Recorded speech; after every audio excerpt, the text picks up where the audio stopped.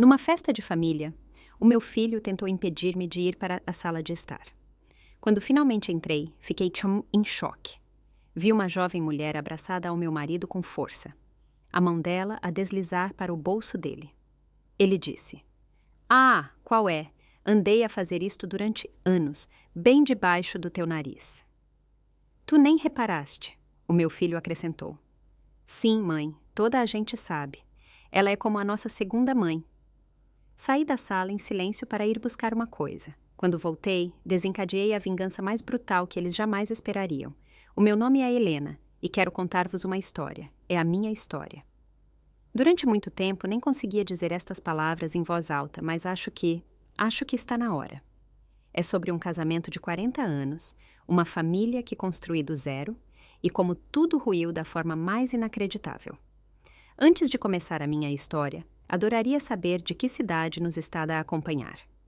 Por favor, sinta-se à vontade para partilhar nos comentários. O Jorge e eu estivemos casados durante 40 anos. 40 anos. É uma vida inteira, não é?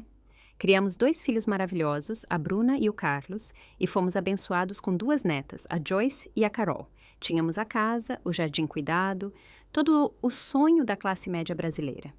Pelo menos era o que eu pensava.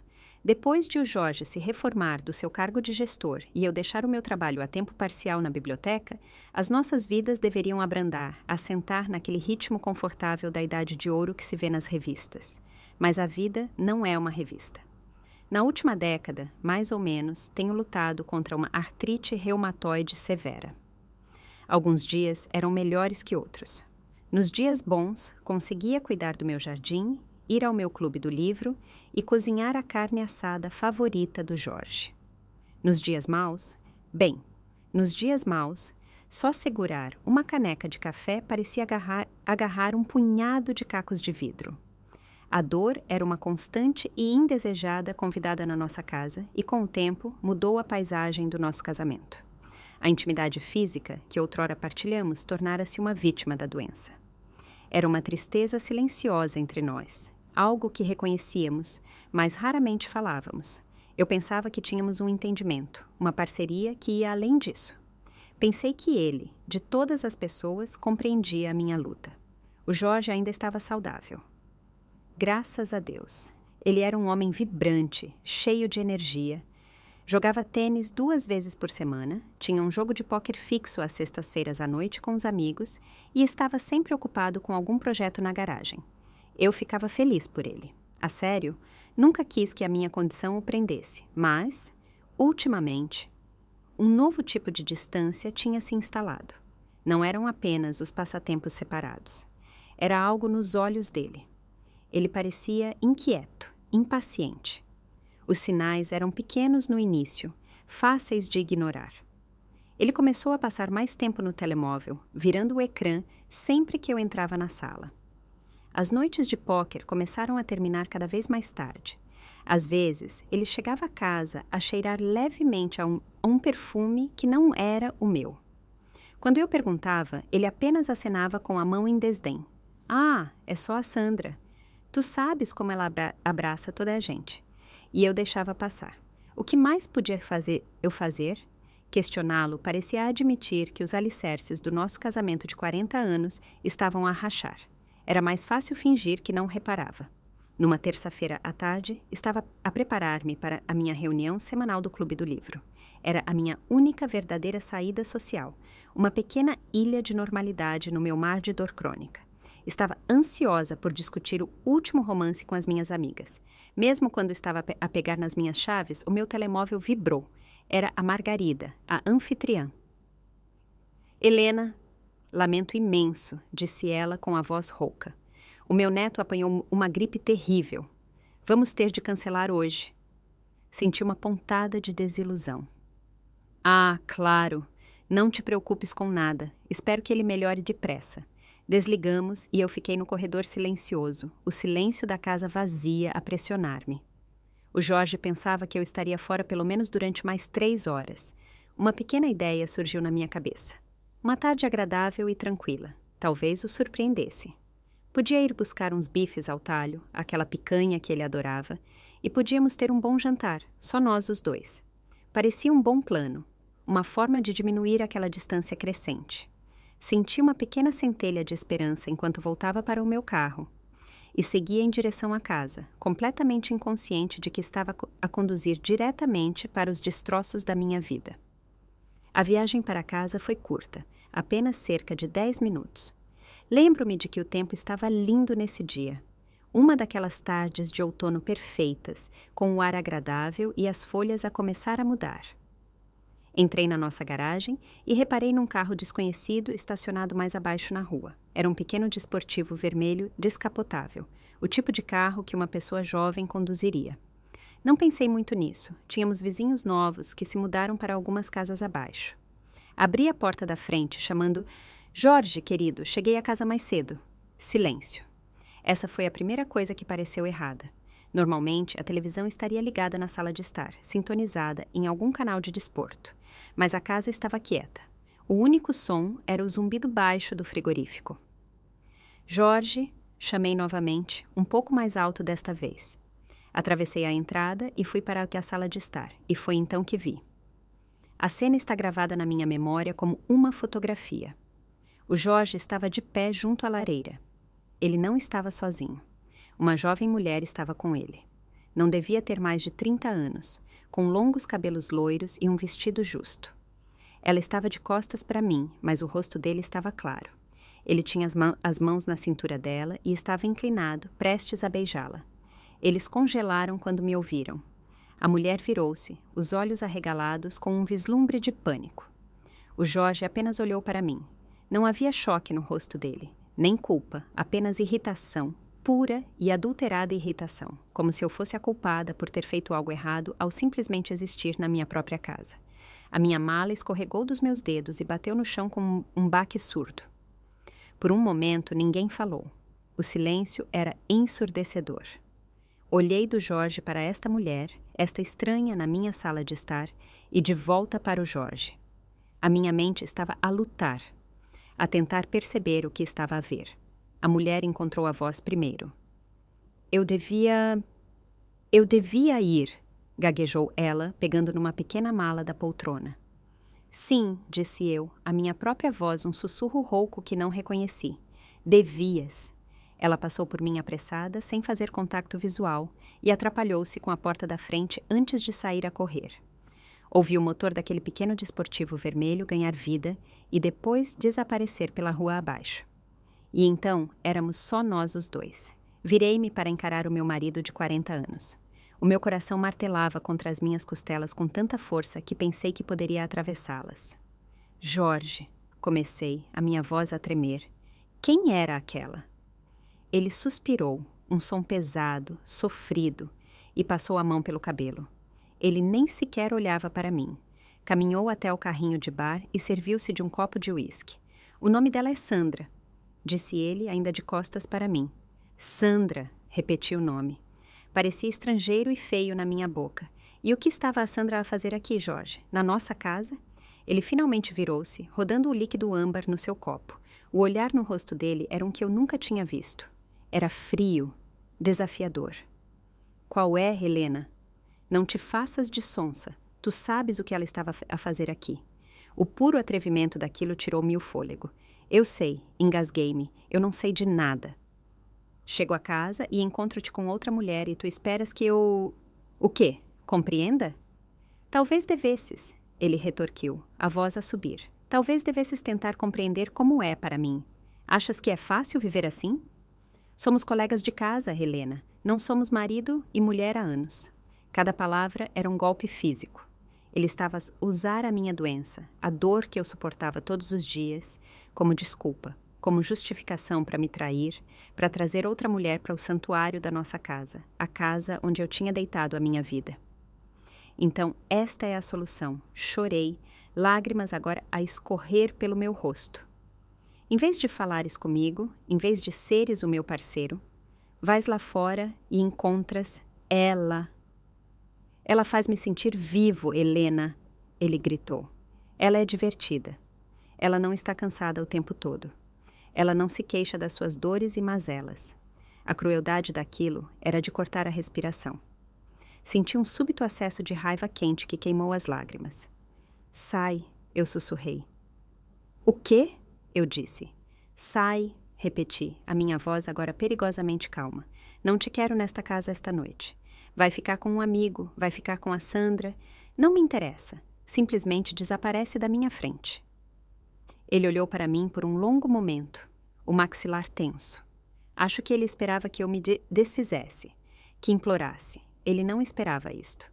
Sem outra palavra, ele bateu o copo no bar, agarrou nas chaves da taça junto à porta e saiu, batendo-a com força atrás de si. E eu fiquei sozinha nas ruínas do meu casamento de 40 anos. Afundei-me no sofá, o silêncio da casa a gritar nos meus ouvidos, e finalmente deixei-me quebrar. Passei aquela noite atordoada. Não dormi. Apenas vagueei de divisão em divisão, tocando nos móveis, nas fotografias nas paredes, recordações de uma vida que de repente não tinha a certeza se alguma vez fora real. Na manhã seguinte, o Jorge voltou. Ele não pediu desculpa. Agiu como se nada tivesse acontecido, preparando o seu café da manhã, lendo o jornal. O silêncio era uma arma, e ele manejava com precisão de perito. Isto durou 2 semanas. 2 semanas a viver com um fantasma na minha própria casa. Quase não falávamos. Sentia que estava a enlouquecer. Pensei em ligar aos miúdos, à Bruna e ao Carlos, mas o que diria? O vosso pai está a trair-me. As palavras pareciam demasiado vergonhosas para serem ditas. Eu estava paralisada. Então, chegou o 7 de setembro. Sempre fora um grande feriado em família para nós. Um grande churrasco no quintal. Todos os filhos e netos presentes. Terminando com o fogo de artifício da cidade. Naquele ano, a ideia disso enchia-me de pavor. Mas o Jorge insistiu. Temos de manter as aparências, Helena, disse ele, na única vez que abordou a situação diretamente. A família começou a chegar por volta do meio-dia. A Bruna e o marido dela, o Flávio, com as minhas netas Joyce e Carol, depois o Carlos e a mulher dele, a Janete. Eu forcei um sorriso, fingindo coragem, abraçando as minhas netas, mas conseguia sentir uma tensão estranha no ar. Parecia que toda a gente estava a pisar em ovos à minha volta. Depois de comermos, enquanto eu estava a limpar a mesa, a Bruna aproximou-se de mim e pôs-me a mão no braço. Mãe, disse ela com a voz séria, precisamos de conversar, todos nós. Na sala de estar, um nó frio de medo formou-se no meu estômago. Seguia até a sala de estar, onde todos estavam reunidos. O Jorge estava sentado na sua poltrona favorita com ar sombrio. Os miúdos estavam dispostos nos sofás. Parecia encenado, parecia uma emboscada. Sentei-me, as mãos a tremer no meu colo. A Bruna respirou fundo. Mãe, começou ela, escolhendo as palavras com cuidado. O pai contou-nos o que se tem passado. Olhei para ela, atordoada em silêncio. Ele contou-lhes. Ele tinha enquadrado a narrativa, contado a sua versão da história antes mesmo de eu ter tido a oportunidade de falar. Ele contou-nos sobre a Sandra, ela continuou, e sobre os teus problemas. O facto de que vocês os dois, bem, que tu já não podes ser uma esposa para ele nesse sentido. A sala começou a girar. Os meus problemas. Eles estavam a chamar a minha dor crônica e debilitante, os meus problemas. Olhei para o Jorge, mas ele não me encarava. Olhei para o meu filho, o Carlos. Ele estava a olhar para o chão. Então, o que é isto? Consegui dizer. Uma intervenção? Estão todos aqui para me dizer que não estou a fazer o suficiente pelo vosso pai? Não, mãe. Claro que não, disse a Bruna rapidamente, embora o seu tom fosse condescendente. Estamos apenas a dizer que tens de ser realista. O pai tem necessidades, e se tu não as podes satisfazer, não é melhor que ele encontre uma forma discreta de tratar delas, em vez de, sabes, se divorciar e destruir a família? Eu não podia acreditar no que estava a ouvir. Olhei pela sala, à procura de um aliado, de uma única pessoa que visse a insanidade disto. Então, todos vocês concordam com isto? Acham que está tudo bem o vosso pai ter um caso? A Bruna suspirou. Não estamos a dizer que está tudo bem, mãe. Estamos apenas a dizer que é uma solução prática. Não tem de afetar ninguém. Ele obtém o que precisa e a família fica unida. É melhor para todos. Virei-me para o meu filho. Carlos, tu concordas com isto? Ele finalmente levantou o olhar, o rosto ilegível. Vai ajudar o pai, mãe, disse ele baixinho. Ele tem andado infeliz. Olhei para a minha nora, a Janete. Ela parecia profundamente desconfortável. Desde que ele seja discreto, ela murmurou, torcendo as mãos. A minha última esperança eram as minhas netas, a Joyce e a Carol, as minhas meninas queridas. Elas eram adolescentes, parte de uma geração diferente. Talvez elas vissem. E vocês, meninas? Perguntei, a minha voz suplicante. A Joyce, a mais velha, trocou um olhar com a mãe, que lhe deu um leve aceno de cabeça. Bem, avó, disse ela hesitantemente. Muitos pais dos nossos amigos têm relações abertas. Eles dizem que não é nada demais. É só sexo, certo? É só sexo. As palavras ecoaram na sala silenciosa. A minha própria família, os meus filhos e netos estavam sentados aqui na minha casa a dizer-me para aceitar a infidelidade do meu marido como uma questão de praticidade. Eles tinham ficado do lado dele completamente. Eles tinham escolhido os desejos dele em vez da minha dignidade. Naquele momento, nunca me senti tão absolutamente sozinha, tão completamente traída. Senti-me como um móvel velho, algo que eles mantinham por perto por razões sentimentais, mas que já não servia a um propósito útil. Levantei-me, as pernas trêmulas. Estou a ver, eu disse, a minha voz vazia. A maioria vence, ele vai ter o que quer. Virei-me para sair da sala, para escapar dos seus olhos piedosos e julgadores. Quando cheguei à ombreira da porta, o Jorge chamou o meu nome. Helena. Por um segundo tolo e esperançoso, pensei que ele poderia reconsiderar, que ele poderia ver a coisa monstruosa que tinha feito. Eu virei-me. Ele olhou para mim, o rosto sério. Posso dizer a Sandra que estava só a brincar sobre chamar a polícia? Isso assustou-a mesmo. O último pedaço do meu coração despedaçou-se. Eu não respondi. Apenas saí da sala, pela porta dos fundos, e fui para o quintal. Poucos minutos depois, ouvi vivas da sala de estar. Espreitei pela janela e vi-os, a minha família. Eles estavam a abraçar o Jorge, a dar-lhe palmadas nas costas. Estavam a celebrar a sua vitória, a celebrar a negociação bem-sucedida da minha rendição. E através da janela, eu podia ver o meu marido, o meu parceiro de 40 anos, já a pegar no telemóvel, um sorriso a espalhar-se pelo rosto enquanto ele ligava à sua amante para lhe dar as boas notícias. Depois daquele dia, o 7 de setembro, um novo e terrível tipo de normalidade instalou-se na nossa casa. Era o inferno silencioso e educado de um casamento que estava morto, mas que ainda não tinha sido enterrado. O caso já não era um segredo a ser escondido, mas um facto a ser gerido. O Jorge não fazia esforço para ser discreto. Eu sabia que todas as terças e quintas-feiras à tarde, enquanto eu estava nas minhas sessões de fisioterapia, a Sandra vinha cá. Eu sabia porque conseguia cheirar o perfume dela a pairar no ar quando chegava na casa. Comecei a encontrar longos cabelos loiros nas almofadas do sofá. Uma vez até encontrei um brinco, uma coisa barata e brilhante enfiada na lateral da poltrona dele. Peguei nele com 2 dedos, olhei para ele por um longo momento e depois deixei-o cair no caixote do lixo. O que havia para dizer? Eu tinha sido derrotada na votação. A família tratava a situação com um arrepiante sentido de normalidade. Quando ligavam, perguntavam: como estás tu e o pai? Como se nada tivesse mudado. A Bruna, em particular, parecia pensar que tinha engendrado um compromisso brilhante. Uma tarde, ela passou por cá com algumas compras para mim. Enquanto as estava a arrumar, disse com uma voz alegre e animada: sabes, mãe, estou muito orgulhosa de ti. Parei o que estava a fazer e olhei para ela. Orgulhosa de mim por quê? Por seres tão compreensiva, disse ela, completamente séria. Por pôres a felicidade do pai em primeiro lugar. Isso mostra o quanto amas. Deixá-lo fazer isto. Deixá-lo. A palavra pairou no ar entre nós. Como se eu tivesse dado a minha permissão. Como se isto fosse algum presente generoso que eu lhe tinha concedido, em vez de uma traição que me estava a destruir dia após dia. Senti um nó frio e duro formar-se no meu peito. Bruna, disse eu, a minha voz baixa e firme. Esta é a última vez que vamos falar sobre isto. Percebeste-me? Ela ficou surpreendida com o meu tom, mas acenou. Claro, mãe, percebo.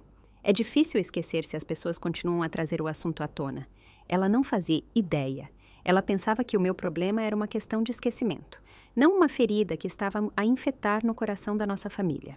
Comecei a retrair-me, não apenas do Jorge, mas de toda a gente. Tornei-me uma observadora na minha própria vida. Eu cozinhava, eu limpava e as minhas consultas.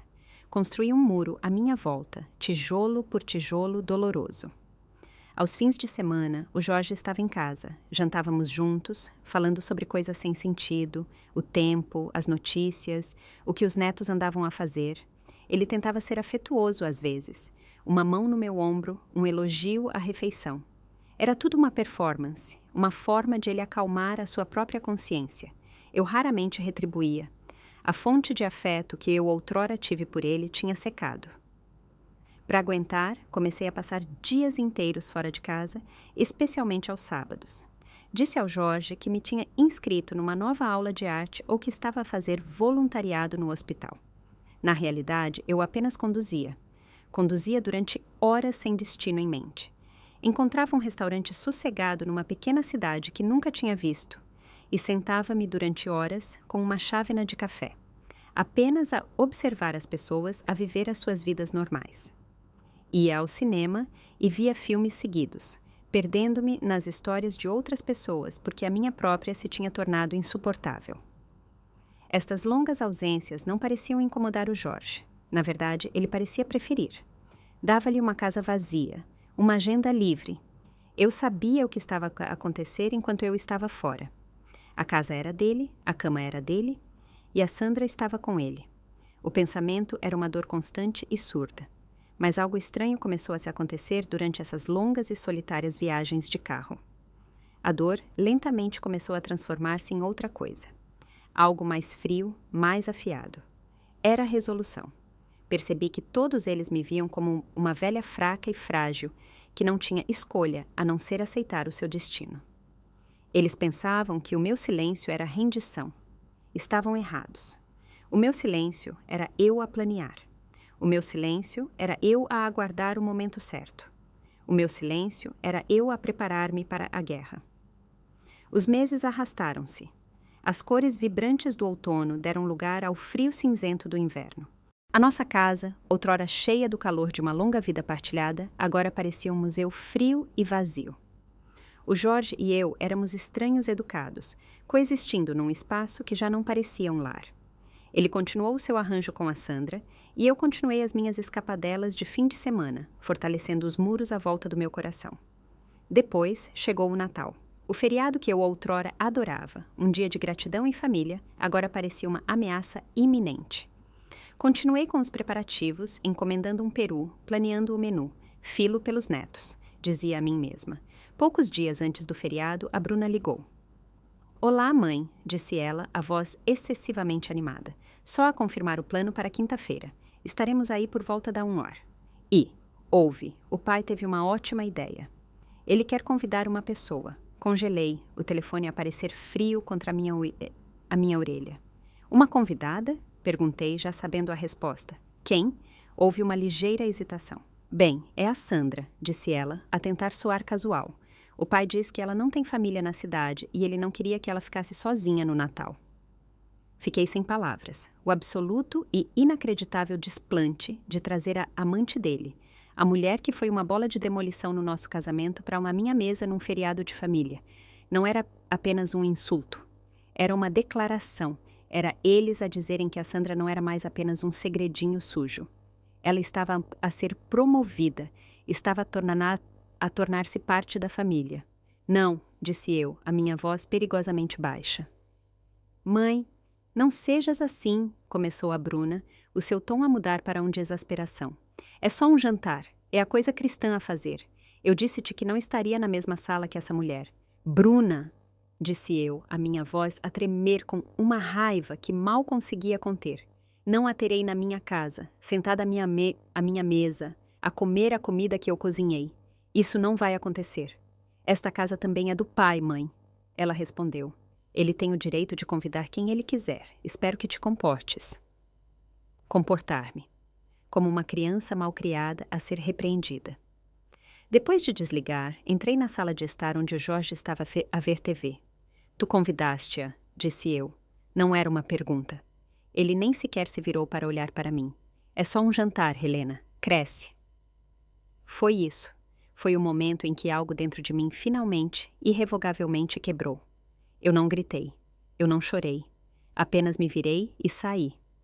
Na manhã de Natal, acordei cedo. Não fiz peru. Não preparei nenhuns acompanhamentos. Vesti-me, fui à cozinha e fiz para mim uma única torrada. Enquanto a família começava a chegar, enchendo a casa com a sua conversa animada, caminhei até a garagem, entrei no meu carro e saí. Conduzi até um restaurante de beira de estrada na autoestrada. Sentei-me numa cabine sozinha e pedi o especial de Natal deles. Peru, recheio, puré de batata, tudo servido num prato de plástico. Comi devagar, observando as famílias à minha volta a rir e a conversar. Eu não estava triste, estava dormente. Depois da minha refeição, fui a um cinema e vi 3 filmes seguidos. Eu nem me importava sobre o que eram, eu só precisava de estar noutro lugar. Cheguei a casa por volta das 11 da noite. A casa estava escura, exceto por um único candeeiro na sala de estar. O Jorge estava lá, sentado à minha espera. Os restos da festa ainda estavam na mesa da sala de jantar. "Onde é que estiveste?" ele exigiu, a voz aguda. "Fui jantar o meu jantar de Natal a um restaurante de beira de estrada", respondi calmamente, pousando a minha mala. Depois vi alguns filmes. Ele olhou para mim, o rosto uma mistura de raiva e incredulidade. "Tínhamos uma refeição maravilhosa aqui mesmo. E tu foste a um restaurante de beira de estrada? Por que farias isso?" Eu finalmente olhei-o nos olhos. "Não é pela comida, Jorge", disse eu, a minha voz fria como gelo. "É pela companhia. Eu disse-te que não estaria nesta casa ao mesmo tempo que ela. Isso não significava apenas quando ela está aqui para uma visita de terça-feira à tarde. Significava a qualquer altura, e tu sabias disso. No entanto, fizeste-o na mesma." Ele levantou-se, o rosto vermelho de raiva. "Não posso acreditar que uma mulher da tua idade não consiga ser civilizada para uma convidada que eu convidei para a nossa casa. Ela não é uma convidada", disse eu. "Ela é a mulher com quem me estás a trair." Peguei no jornal da mesa de centro, abri-o e segurei-o entre nós, uma parede frágil que significava o fim da conversa e o fim de tudo o resto. O inverno depois daquele Natal desastroso foi longo e sombrio, tanto lá fora como dentro da nossa casa.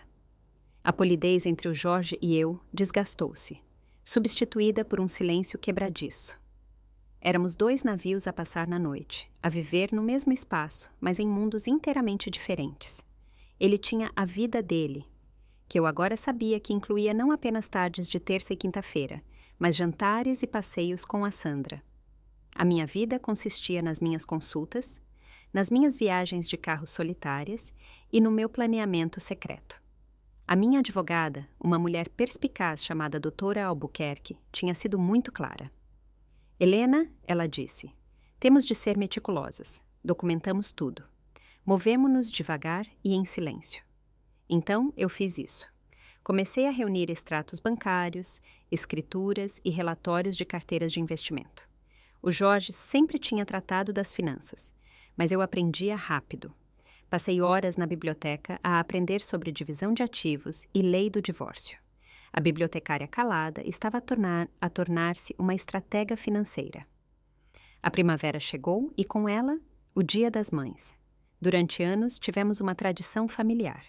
Os miúdos levavam-me para um brunch chique num belo restaurante francês no centro da cidade. Por mútuo acordo, o Jorge não vinha ao meu brunch do Dia das Mães, e eu não ia à celebração dele do Dia do Pai. Era o dia dos miúdos com cada progenitor, e sempre tinha funcionado para nós. Este ano, no entanto, uma suspeita sombria criou raízes na minha mente. Dado o que tinha acontecido no Natal, eu não conseguia livrar-me da sensação de que o Jorge veria a minha ausência como uma oportunidade. Na véspera do Dia das Mães, a Bruna ligou para confirmar. "Vamos buscar-te às 11, mãe. Mal posso esperar", ela chilreou. "Na verdade, querida", disse eu, forçando um tom fraco e vacilante na minha voz. "Acho que não estou com forças para isso este ano. A minha artrite está a atacar-me terrivelmente. Vão vocês e divirtam-se sem mim. Depois liguem-me." Houve uma pausa. "Ah, está bem. Mãe", disse a Bruna um pouco rápido demais. "Se tens a certeza, vamos sentir a tua falta."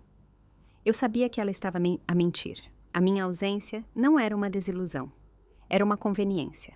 Na manhã do Dia das Mães, observei da janela do meu quarto enquanto a minivan da Bruna parava, seguida pelo carro do Carlos e da Janete. Todos entraram para ir buscar o Jorge. Poucos minutos depois, saíram todos a rir e a amontoarem-se nos carros para irem para o restaurante.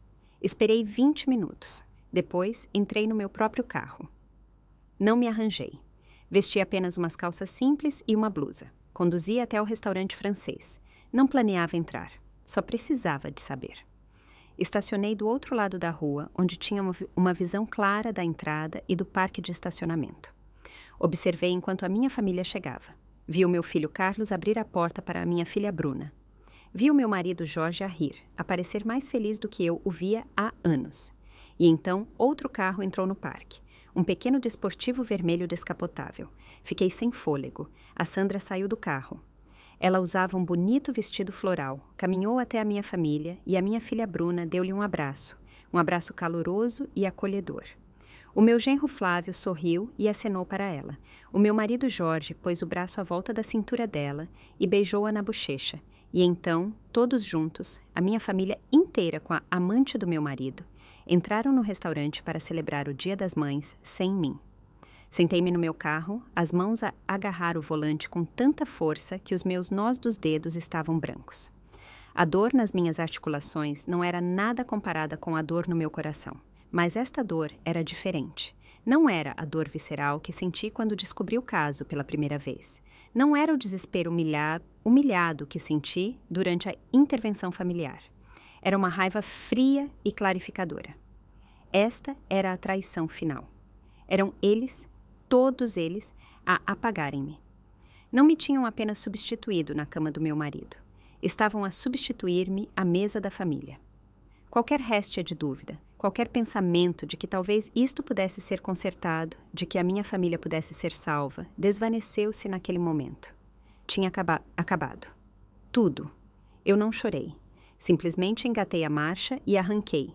Não fui a um restaurante nem a um cinema. Fui direta para casa, entrei no meu escritório e liguei à doutora Albuquerque. Está na hora, disse eu quando ela atendeu. Vamos avançar com o plano final. O ano que se seguiu àquele Dia das Mães foi o mais estranho da minha vida. À superfície, eu era a imagem da resignação silenciosa. Tornei-me ainda mais complacente, mais dócil. Parei com as minhas viagens de carro de fim de semana. Comecei a perguntar ao Jorge sobre o dia dele, fingindo interesse nos seus jogos de tênis e noites de póquer. Desempenhei o papel da esposa dedicada, embora distante. Eles todos acreditaram. Viram a minha mudança de comportamento como a aceitação final, o último estágio da minha rendição. A minha filha Bruna até comentou sobre isso durante um telefonema. É tão bom ouvir-te assoar como antigamente, mãe, ela disse. Eles não faziam ideia de que o meu antigo eu tinha desaparecido para sempre, substituído por uma mulher que eles não conheciam de todo. A minha complacência era uma cortina de fumo. Por trás dela, eu estava a trabalhar com uma fúria metódica e silenciosa. E a minha vida tornou-se uma série de encontros secretos e operações secretas. De 2 em 2 semanas, eu dizia ao Jorge que ia a uma nova aula de hidroginástica para minha artrite. Em vez disso, eu conduzia até o escritório da doutora Albuquerque, no centro. Passamos horas a analisar 40 anos de registros financeiros. O Jorge tinha sido esperto. Muitos dos nossos ativos mais valiosos, as nossas carteiras de investimento e fundos de reforma, estavam estruturados de forma a dar-lhe o controlo principal. Ele está a contar que não saibas como mexer nisto, disse a doutora Albuquerque, batendo num ficheiro grosso. Ele está a subestimar-te. Vamos usar isso. Começamos o processo meticuloso de desembaraçar as nossas vidas financeiras. Sob conselho da doutora Albuquerque, abri uma nova conta bancária em meu nome num banco diferente. Começamos a redigir a documentação legal para liquidar certos ativos conjuntos, documentos que exigiriam a assinatura do Jorge. Eu enfiava-os numa pilha de contas domésticas normais e formulários de impostos. São só uns papéis de rotina do nosso consultor financeiro. Querido, eu dizia casualmente. Ele rabiscava a sua assinatura sem um segundo olhar, demasiado absorvido no torneio de golfe na TV para se importar.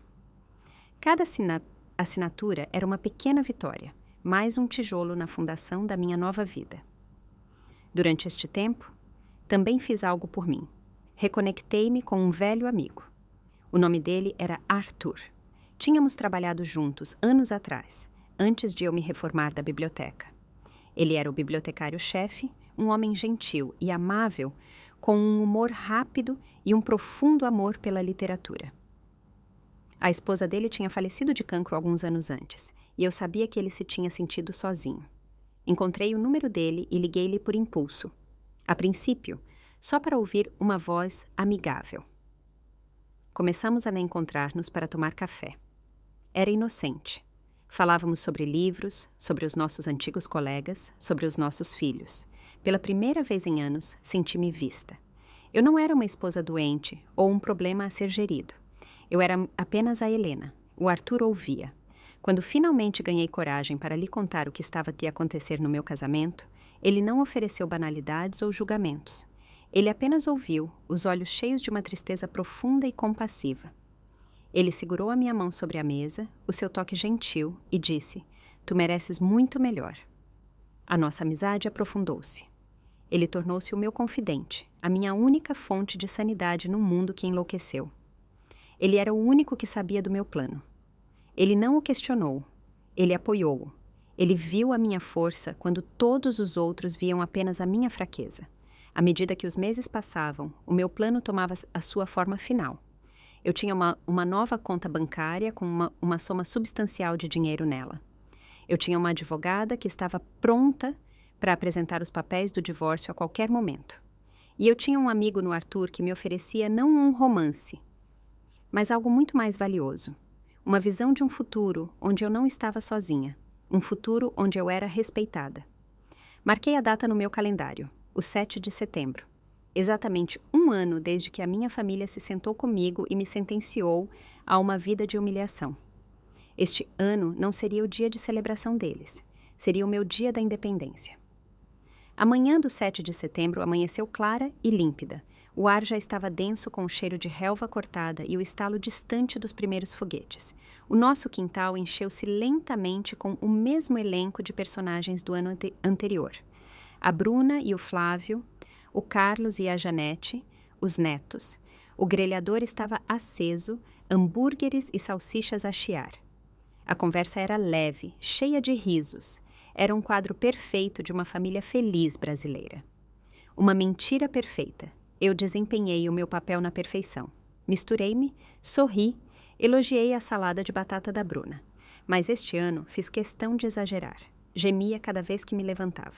Esfregava as mãos como se estivessem em agonia. Soltava um pequeno suspiro de exaustão de vez em quando. Estava a plantar as sementes para a minha performance final. Por volta do anoitecer, enquanto todos começavam a arrumar as geleiras e a pegar nas cadeiras de jardim para a ida ao parque para os fogos de artifício, encontrei o Jorge na cozinha. "Querido", eu disse, pondo a mão no braço dele, a minha voz tingida de um cansaço fabricado. "Acho que não consigo ir aos fogos de artifício este ano. As minhas articulações estão simplesmente a matar-me. Acho que só preciso de me deitar e ir para a cama cedo." Ele olhou para mim com um vislumbre do que eu poderia jurar ser preocupação genuína. Essa foi a parte mais difícil de tudo isto. Saber que algures enterrado fundo sob o egoísmo e a traição estava o homem que eu outrora amei. Um homem que ainda conseguia sentir um pingo de cuidado por mim. Tornou o que eu estava prestes a fazer ainda mais difícil, mas não menos necessário. "Tens a certeza, Helena?" ele perguntou. "Também os perdeste no ano passado." "Tenho a certeza", disse eu, dando-lhes um sorriso fraco. "Estou só a ficar velha, acho eu. Vão vocês todos e divirtam-se por mim." Ele deu-me uma palmada na mão. "Está bem, se tens a certeza, descansa um pouco." Assim que ele saiu da sala, observei-o ir direto ter com a Bruna. Uma conversa sussurrada, um aceno rápido. Eu sabia exatamente o que estava a acontecer. A minha ausência não era um problema. Era um convite. Eles estavam a arranjar espaço para Sandra. A nova traição, embora eu a esperasse, ainda doeu. Um por um vieram despedir-se, expressando a sua desilusão por eu não ir. Eu abracei as minhas netas, a Joyce e a Carol, um pouco mais do que o habitual. Portem-se bem, minhas queridas, sussurrei, o coração a doer. Esta era a única perda verdadeira, o único dano colateral da minha guerra, que eu sabia que deixaria uma cicatriz permanente. Fiquei à porta da frente e acenei enquanto eles se amontoavam na minivan da Bruna, as risadas deles a flutuar até mim na brisa quente da noite. Eles nem sequer olharam para trás. No momento em que as luzes traseiras desapareceram ao virar da esquina, eu mexi-me. Não havia tempo para hesitação. A minha mala, uma única mala de viagem, já estava feita e escondida no fundo do meu armário. Andei pela casa uma última vez. Não me senti triste. Senti nada além de uma calma tranquila e resoluta. No quarto, tirei a minha aliança de casamento, a simples aliança de ouro que usei durante 40 anos. Coloquei-a gentilmente na almofada do Jorge. Ao lado dela, coloquei uma pequena e discreta pendrive. Agarrei na minha mala e na minha mala de viagem, caminhei até a garagem e entrei no meu carro. Não olhei para a casa no espelho retrovisor. Eu já estava a olhar em frente. A alguns quarteirões de distância, estacionado numa rua lateral tranquila, o Arthur estava à minha espera no carro dele. Parei atrás dele, saí e mudei a minha mala para a bagageira dele. Deixei o meu próprio carro lá, estacionado legalmente na rua. Eles acabariam por encontrá-lo. Deslizei para o banco do passageiro do carro dele e ele estendeu a mão e pegou na minha. Pronta? Ele perguntou, a voz suave. Estou pronta, disse eu. E juntos conduzimos em direção ao aeroporto, em direção ao resto da minha vida, enquanto as primeiras explosões dos fogos de artifício começavam a iluminar o céu noturno atrás de nós. A família regressou à casa à tarde, por volta das 22h30. Imagino que estivessem ruborizados de excitação dos fogos de artifício, ainda a vibrar com a alegria do feriado. O Jorge provavelmente destrancou a porta, esperando encontrar a casa escura e eu a dormir na cama. Foi o Carlos quem a encontrou. Soube isto mais tarde pela Janete. O Jorge tinha lhe pedido para me ir ver, para se certificar de que eu estava bem. O Carlos entrou no quarto principal. Ele não me encontrou. Encontrou uma cama vazia, perfeitamente feita. E na almofada do pai dele, a brilhar sob a luz suave do candeeiro de cabeceira, estavam 2 pequenos objetos, a minha aliança de casamento e uma pendrive preta. Uma sensação de inquietação deve ter percorrido por eles. Isto não estava certo. Isto não fazia parte do plano. Todos se reuniram na sala de estar. Um aglomerado confuso e ansioso. O Flávio, sendo o mais entendido em tecnologia, pegou na pendrive e ligou-a ao seu portátil. Um único ficheiro de vídeo apareceu no ecrã. Ele clicou 2 vezes. O ecrã ficou preto por um momento e depois o meu rosto apareceu. Eu estava numa sala que eles não reconheciam, sentada numa cadeira confortável. Eu parecia calma. Olhei diretamente para a câmera como se estivesse a olhar nos olhos de cada um deles. Olá a todos, comecei, a minha voz clara e firme. Se calculei bem o tempo, estão a ver isto um pouco depois das 22h. Acabados de chegar do espetáculo de fogo de artifício. Vi-os na minha mente a olhar reflexivamente para o relógio. Neste preciso momento, continuei. Estou num avião a voar para bem longe das fronteiras do Brasil. E caso estejam a perguntar-se, não vou voltar. O som do grito estrangulado de não do Jorge foi algo que eu só pude me imaginar, mas eu sabia que estava lá. Vocês traíram-me, a mulher no ecrã, a nova eu, disse a voz inabalável. Cada um de vocês, Jorge, o meu marido de 40 anos, um homem para quem eu construí um lar, criei uma família e estive ao lado em tudo. Tu deitaste-me fora como um pedaço de lixo por uma mulher com metade da minha idade. E quando me atrevi a objetar, viraste os meus próprios filhos contra mim. Eu pensei que 40 anos de lealdade, dedicação e fidelidade significariam algo para ti. Eu merecia melhor do que isto. Os teus desejos, e sejamos honestos, eram vontades, não necessidades. Nunca deveriam ter tido precedência sobre a minha dignidade. Deixei as palavras pairar no ar por um momento antes de virar a minha atenção para os meus filhos. Bruna, a tua traição doeu tanto como a do teu pai.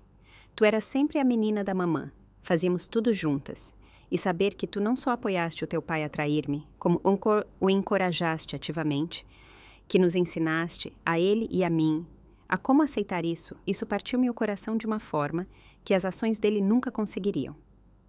Eu podia imaginá-la a abanar a cabeça, a negar, mas a verdade estava ali no ecrã para o marido dela ver. E Carlos? Deve ser um dos homens mais tolos à face da terra. Tu ao menos percebeste que, ao apoiares isto, deste permissão à tua mulher, a Janete, para te fazer o mesmo? Tu disseste-lhe com as tuas ações que se ela alguma vez sentir que as suas necessidades não estão a ser satisfeitas, ela tem luz verde para procurar satisfação noutro lugar. Como te sentes com isso, filho? Eu vi o Flávio a olhar para a Bruna. Uma suspeita nova e terrível a nascer nos olhos dele. Eu vi a Janete a olhar para o Carlos, o rosto pálido. Eu não estava apenas a ir embora. Estava a plantar sementes de dúvida que cresceriam no solo envenenado da traição deles. A família que eles lutaram tanto para manter unida já estava a começar a desmoronar-se. O vídeo continuou, o meu eu no ecrã a fazer uma pausa para deixar o peso das minhas palavras assentar. A atmosfera naquela sala de estar devia estar densa de choque e horror crescente, mas eu não tinha terminado. Os golpes emocionais eram apenas o prelúdio para o evento principal. Eu não podia ficar num casamento onde era desrespeitada semanalmente, disse eu, a minha voz a tornar-se mais fria, mais profissional. E certamente não ia ficar por cá quando descobri que estava a acontecer várias vezes por semana. Ah, sim, Jorge, tu não foste tão discreto como pensavas. Convidá-la para o Dia das Mães, isso foi um tipo especial de mau gosto. Devo também mencionar a situação financeira em que vos deixei. Durante 40 anos, eu pus esta família em primeiro lugar. Eu geri a casa, criei os filhos e apoiei a carreira do Jorge, permitindo-lhe acumular a nossa riqueza. Decidi que está na hora de eu ser compensada pelas minhas contribuições. Inclinei-me ligeiramente para a frente. Jorge, deixei-te a casa. Como sabes, está totalmente paga e vale uma quantia considerável. A minha advogada, a doutora Albuquerque, entrará em contato para te ajudar com a venda, caso decidas fazê-lo. Também te deixei R$400 mil na conta à ordem. Calculei que isso dá R$10 mil por cada bom ano que me deste. Infelizmente, não tem havido nenhum bons anos recentemente. Deixei aquilo assentar. Um acordo generoso por qualquer padrão. Mas era o que vinha a seguir que iria mudar tudo para eles. Quanto ao resto dos nossos ativos, disse eu, a minha voz a baixar ligeiramente, as nossas carteiras de investimento, os nossos fundos de reforma, as nossas poupanças, eu tirei-os. Com a ajuda da minha advogada, assegurei a minha metade dos bens conjugais e mais alguma coisa como compensação por sofrimento emocional e quebra de confiança. Depois de tudo estar resolvido, terei um portfólio no valor de quase 8 dígitos. Vou ficar muito bem, embora eu duvide que algum de vocês realmente se importe. O silêncio na sala deve ter sido absoluto. O dinheiro, a fundação das suas vidas confortáveis, a fonte da sua segurança, a futura herança que todos davam como garantida, tinha desaparecido. Ah, acrescentei, um pequeno sorriso conhecedor a brincar nos meus lábios. E se estão preocupados que eu passe os meus anos dourados sozinha? Não estejam. Eu já tenho um companheiro, e ele está sentado aqui mesmo ao meu lado neste avião. Virei-me para o meu lado, fora da câmara. Arthur? Queres dizer olá? O rosto de um homem apareceu no enquadramento. Era o Arthur. Ele parecia distinto e gentil, com olhos calorosos. Ele sorriu gentilmente para a câmara. Olá, disse ele, a voz calma e agradável. Eu sou o Arthur. Vou ajudar a Helena a gastar o que poderia ter sido a vossa herança. Ele deu um pequeno aceno. Virei-me de volta para a câmara. Jorge, provavelmente não te lembras do Arthur, mas tu viste-o várias vezes em eventos de angariação de fundos da biblioteca. Trabalhamos juntos por mais de 20 anos. Ele reformou-se antecipadamente para se juntar a mim na minha nova casa. Fomos amigos próximos todo este tempo, e temos feito companhia um ao outro nos últimos meses, desde que lhe contei o que o meu marido estava a fazer. E a melhor parte, as necessidades do Arthur são simples. Apenas afeto, respeito e boa conversa. Estou ansiosa por isso. Olhei diretamente para esta câmara uma última vez, o meu olhar a fixar o do Jorge através do ecrã. Eu amei-te, Jorge. Amei-te desde o dia em que nos conhecemos. Ansiava por envelhecer contigo. Estou tão desapontada que os teus desejos físicos tenham arruinado isso para nós, para mim. Pelo teu bem, espero que tenha valido a pena. Adeus. e o ecrã ficou preto. Esse foi o momento. O momento em que o ecrã ficou preto e eu soube que naquela sala de estar, a quilômetros de distância, a minha antiga vida tinha terminado oficialmente. A minha nova vida, sentada naquele avião ao lado de um bom homem, estava apenas a começar. Se ainda estás a ouvir, por favor, ajuda-me, gostando deste vídeo e comentando com o número 1 abaixo. Isso deixa-me saber que me deste um gosto e diz-me que estás aqui comigo nesta jornada. O teu apoio é um tremendo encorajamento e dá-me força para continuar. Por favor, comenta com o número 1 e ouve o que aconteceu a seguir. As semanas que se seguiram à minha partida foram, como soube mais tarde pela Janete, puro caos. O vídeo tinha detonado como uma bomba no meio das suas vidas confortáveis e as consequências foram devastadoras. O Jorge, despojado da sua esposa e da maior parte da sua fortuna de um só golpe, desmoronou-se. Ele era um homem à deriva, perdido num mar que ele próprio criou. Ele ligou para o meu telemóvel incessantemente durante dias, deixando dezenas de mensagens de voz que oscilavam descontroladamente entre raiva, descrença e patéticos pedidos de desculpa. Eu nunca as ouvi. O Arthur apagou-as por mim. A maior explosão, no entanto, aconteceu no casamento da minha filha Bruna. As minhas palavras no vídeo tinham sido um golpe direto na frágil confiança entre ela e o Flávio. Ele não conseguia olhar para ela sem ver o aviso da mãe dela. Tu deste-lhe um passe livre. A acusação pairava entre eles, envenenando o ar na casa deles. Eles discutiam constantemente. O Flávio tornou-se desconfiado e retraído. A Bruna, confrontada com a potencial perda do seu próprio casamento, tornou-se frenética. A solução prática que ela tão confiantemente prescrevera para o meu casamento de repente já não parecia tão prática assim. O Carlos e a Janete estavam mais calados, mas o estrago estava lá também. A Janete, que sempre fora a mais hesitante do grupo, afastou-se da família. Ela estava grávida do primeiro filho deles, o meu primeiro neto, e não queria ter parte nenhuma na toxicidade. Ela disse ao Carlos que até ele conseguir compreender o profundo desrespeito que tinham demonstrado por mim, ela precisava de espaço.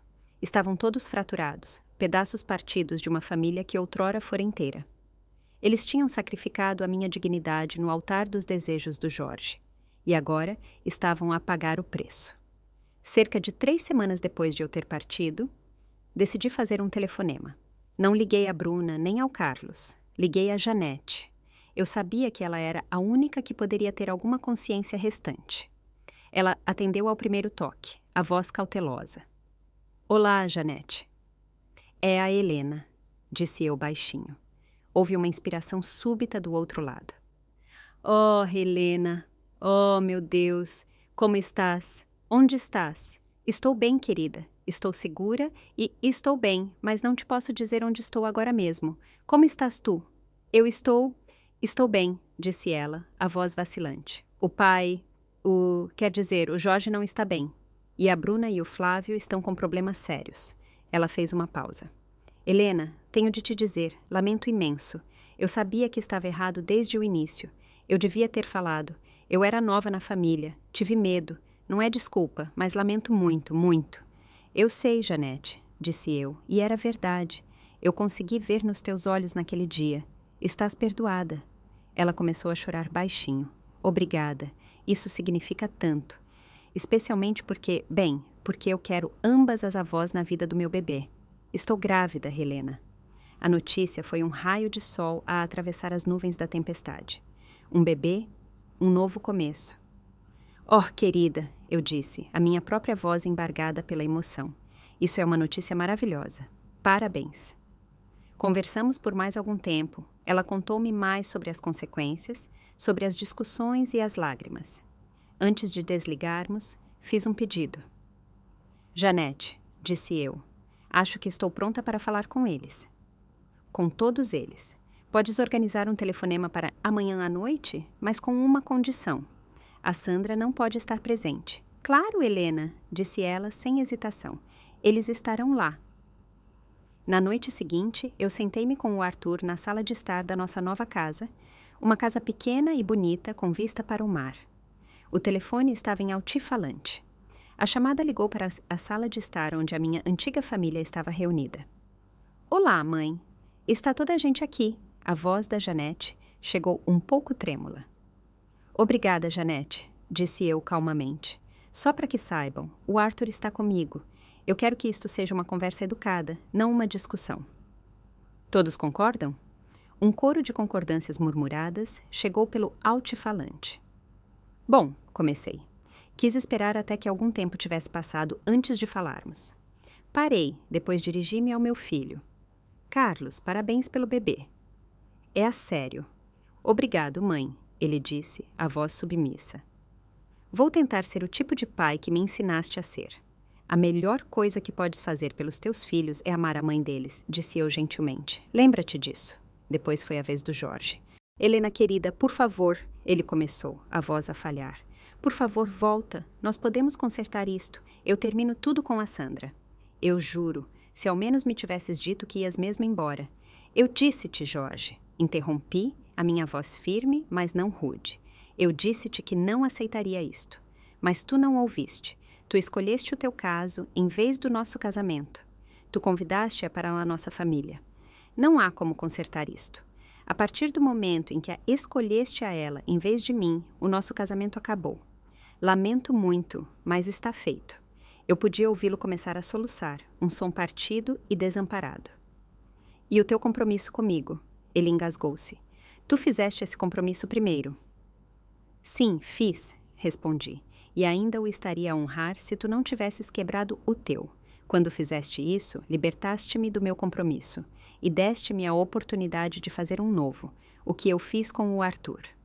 Não há como voltar atrás. Um silêncio pesado caiu, quebrado apenas pelo choro do Jorge. Então a Bruna falou, a voz fria de raiva. Bonito, mãe! Ligaste só para magoar mais o pai? Tudo porque o teu ego não aguentou outra mulher a fazê-lo sentir-se bem. É mesmo assim que vês as coisas, Bruna? Perguntei calmamente. Deixa-me fazer uma pergunta ao teu marido. Flávio, como está o teu ego? Está pronto para aceitar outro homem a fazer a tua mulher sentir-se melhor do que tu? Silêncio. A pergunta pairou no ar como uma guilhotina. Finalmente, a voz do Flávio, tensa e contraída, chegou pelo altifalante. Para que conste, Helena, depois de tudo isto, a Bruna e eu temos tido problemas sérios. Eu compreendo, respondi, mas deixem-me dizer-vos isto aos dois. Lutem pelo vosso casamento. Vocês amam-se, mas começaram a dar isso como garantido. Que isto seja um alerta, não o fim. Lembrem-se, vocês são uma equipa. Eu nunca quis que isto acontecesse, mãe. A Bruna sussurrou, a raiva desaparecida, substituída pela voz aterrorizada de uma menina. Estou com medo. Eu sei, disse eu suavemente. Mas vocês podem consertar isto. Põe o tempo que costumavas gastar a gerir o meu casamento de volta no teu. Tu és a parceira dele, Bruna, não a chefe dele. Sê honesta com ele. Isso é tudo o que podes fazer. Houve outro longo silêncio. A chamada tinha chegado ao fim. As coisas que precisavam de ser ditas tinham sido ditas. É demasiado tarde para nós, querida, disse eu, a minha voz gentil. Uma despedida final à minha filha, mas não é demasiado tarde para ti. Deixei o Arthur desligar a chamada. Recostei-me na minha cadeira e olhei pela grande janela para o oceano, as ondas a ir e vir, constantes e eternas. O sol estava a pôr-se, pintando o céu em tons de laranja e rosa. Era lindo. Um capítulo da minha vida, um longo e doloroso, estava finalmente, verdadeiramente terminado. E pela primeira vez em muito, muito tempo, senti algo que pensei ter perdido para sempre. Senti paz. O ecrã permanece na vista pacífica do oceano.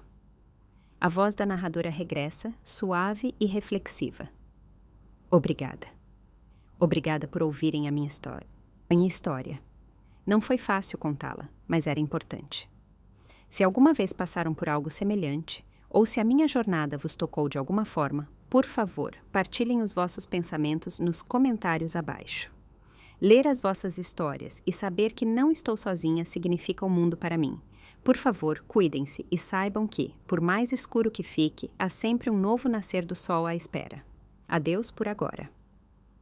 Música instrumental suave regressa enquanto o vídeo termina.